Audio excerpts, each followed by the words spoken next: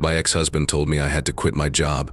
Then he left me while I was pregnant and got my mom to lie in court against me. After many years, my mom found out that he had photoshopped fake proof. These past few years have been pretty bad for me, but I'm finally getting better this year. I need help, but I don't have anyone to give it to me. All I can think about is my ex-husband, who pretty much messed up my life and left me alone a year ago. I was married to Ezra for 2 years before we split up. Before we got married, he broke up with me last year when I was already 8 months pregnant. We had been married for 3 years. I met Ezra when we were both 22 and new to the same business. We worked together for a while before he asked me to go on a date. Things went well while we were dating, and in the end we decided to get married. What happened next was terrible for me. I think that the fact that he knew I was married and committed to him made him forget about me. At first, he tried to get me to quit my job so that I could take care of and stay home all the time. Family. I was scared at first, but I decided to do it because my mother was a psalmist and my dad had always respected her. I should have known that Ezra wasn't like my dad, but I didn't. There were money issues less than 6 months after I quit my job. He and I both used to work in sales and were paid after each sale. I think things were not going well for him. I told him I didn't believe him when I told him we were having money troubles and he was going to have to go back to work, to know a lot about money and be able to handle it on his own. He told me not to worry about money and to do my chores. Our way of life meant we had to use my savings a lot more than I would have liked, which is why we fought over it. I thought he was being rude to me. But every time we fought, he said sorry and tried to get me to forgive him. I loved him and was ready to forgive him so that we could be together. About how I feel. I would stay with him after he hurt me, said sorry, and tried to make things right. I was sure I could make it work with him, even though everything was making me feel bad. That went on for a long time, but it wasn't enough to keep him, and he finally asked for a divorce. He tried everything to make it look like I was cheating on him so he wouldn't have to pay me support. At about 10 weeks along, my high school ex-boyfriend called me and asked me to meet him for coffee. It might not have been such a big deal if we had only had a. We dated for a long time, but only dated for a short time. We first went out together when we were 13. He was my first and only serious boyfriend before I met Ezra. My ex-boyfriend, who I'll call David, and I broke up in college. We had been together for more than 6 years. He decided to go to college out of state. We tried to make things work from far away for a year, but it wasn't working out, and we fought a lot. We didn't want to drag it out and end on a bad note, so we picked a good one and went our different ways. After that, we tried to. We used to be friends, but not as much as we used to be. Also, I didn't give anyone else a chance after I met Ezra. That was it. Ezra knew David, and the two of them had never had a problem. For coffee, I asked Ezra because David and I hadn't seen each other in a long time. He said yes right away. Some old friends told me that David had not returned to the United States since he graduated from college. He moved to New Zealand to live with his uncle instead, and has been working there ever since. He didn't come back very often after that. When he did, he would see his family quickly and then leave. He asked me to meet up because he had a nice trip last year to see his family and friends. For fun, I'll do it with him too. That Ezra knew all of this because I had him read me David's message, which was nice and didn't have any love parts. He told everyone that I had always loved David and that our meeting at the coffee shop was the first of many hidden meetings. But that was the first time I had seen him since we broke up, and he brought it up in court. He didn't have any proof. He only said that David and I were holding hands. He was so shocked that he couldn't take a shot of us. He even got some people we knew to lie about me, which was even worse. But the fact that my mom decided to believe Ezra and lie about me sealed the deal for me. We fought a lot while I was pregnant, but they got worse over time because he was worried about money, which I could understand since we were going to have a baby soon. I tried hard to get us to spend less, but it only made him mad. So, I used my own money without telling him, so he wouldn't get mad at me for thinking he might not be able to live on his own. But it looks like that wasn't enough because he filed for divorce after just one fight, even though we hadn't talked in almost a week. But it wasn't until he called me in with our child bugs that. He told me to quit my job and that he would take care of everything, so I couldn't stand it. I wasn't even mad that he called me names. But it wasn't fair that he was the one who gave birth to our child. I was shocked when he began the divorce process. After pleading with him for hours, he finally told me he was leaving that day and didn't want anything to do with me or the kid. That was my first thought. He packed his things and left because he said he would. Soon after, he sent me court papers to try to get rid of his parental rights. A court. I only had to show up and answer the phone at the meeting. That was only about who would watch our kid. I still had to deal with the mess that the breakup caused. I called a friend who works at a law company, and she put me in touch with one of the best divorce lawyers they have. She even paid for my trip to see her since I wasn't able to. I thought about what to do for a week, but in the end I chose to finish the divorce my way. I understood that I had only been begging him to stay because that's how things were before. I was already unhappy in this marriage. I was used to him, but if I had You shouldn't pass up the chance to start over if you have one. My bad decisions scared me because I was about to become a mom and didn't want them to ruin my child's life. I was free to get a divorce, but I needed alimony to pay my bills until I got a job that paid enough. I thought it was fair because Ezra had pushed me to quit my job earlier and get a divorce. He was now in charge of taking care of me. Then things got tricky because he wouldn't pay any alimony and began lying to make it look like I was a flirt who was always making out with other people in front of him. And since I quit my job 3 years ago and relied on him for everything, it was clear that I had been living off of his money. He even told me that the baby wasn't his idea and that he didn't agree with it.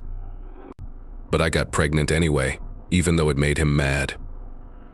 Then no, he didn't think he owed me any alimony because that was the only way I could get more money from him after I spent all of his money, which was my mistake and not his. It was just for show that he spent all of his money, but I did the same thing to keep us going without too much debt on him. He then started to say that I was having an affair with David. He said he thought things could work out and had forgiven me because he had seen us together. But now he couldn't. Things went badly and got messed up.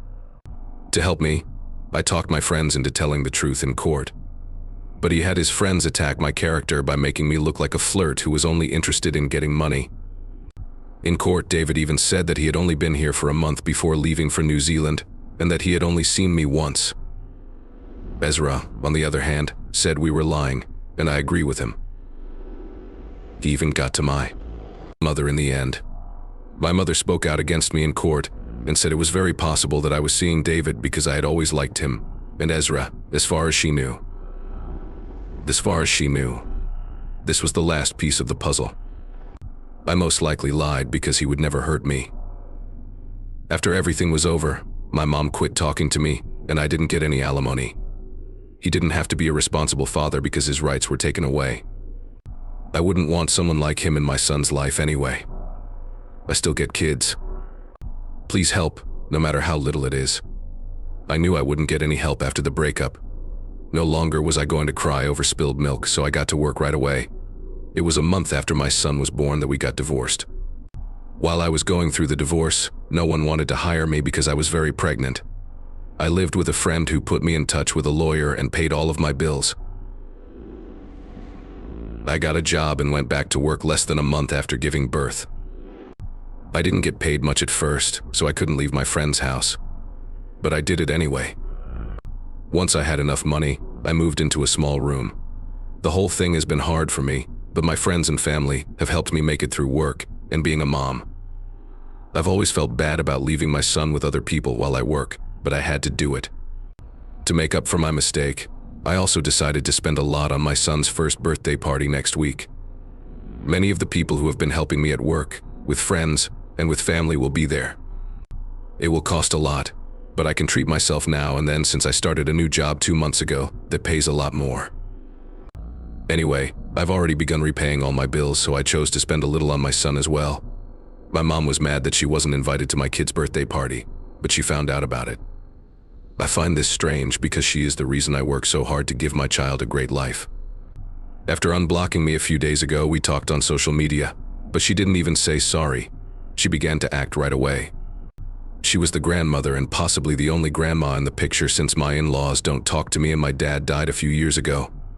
She felt spoiled and angry that she wasn't invited to my son's birthday party. She told me to ask her because she thought I was making her granddaughter feel bad.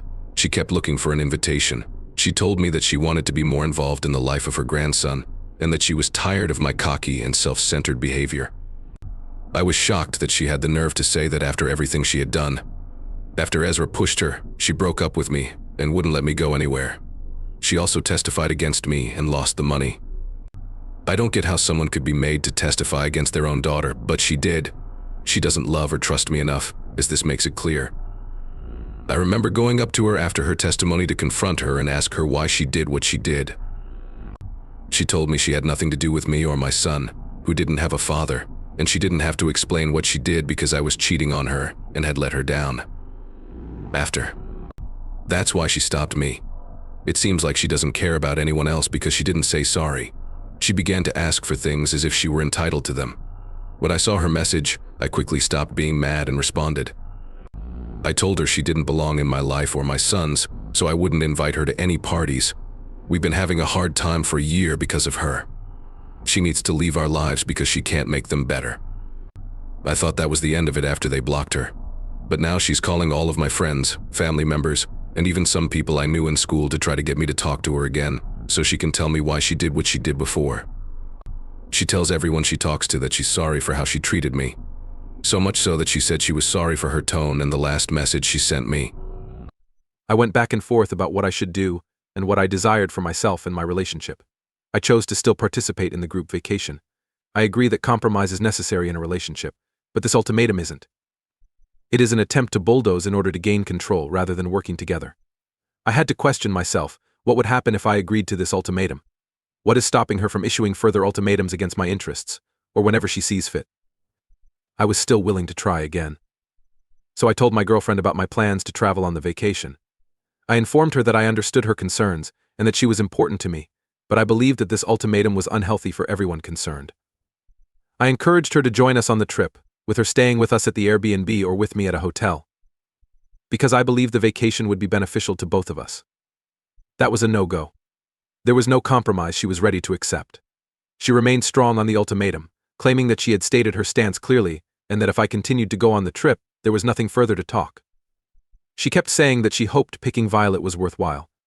I informed her that it had nothing to do with Violet, and that she was the one organizing a full group vacation around Violet. The discussion was not fruitful. I requested her to kindly evaluate the matter. She claimed there was nothing to reconsider and that the decision was entirely up to me. I asked if we could chat again after the convention to see how we were doing, and she said, "The only conversation I'll be having is with the walls because she won't be in our place when I return. Since then, she has seldom spoken to me, and my texts have been marked as read. So I assume I'm getting the unofficial quiet treatment. I don't see why things have to be this way. We should be able to converse. I no longer feel equally supported, seen, or valued in our relationship." It's a disaster. But a lot of the comments I've received on here throughout the recent fight has served as a wake-up call. And something has to happen. I believe the trip would be beneficial, and I want to continue going. To be honest, I don't think it will benefit me to not go. Thank you all again.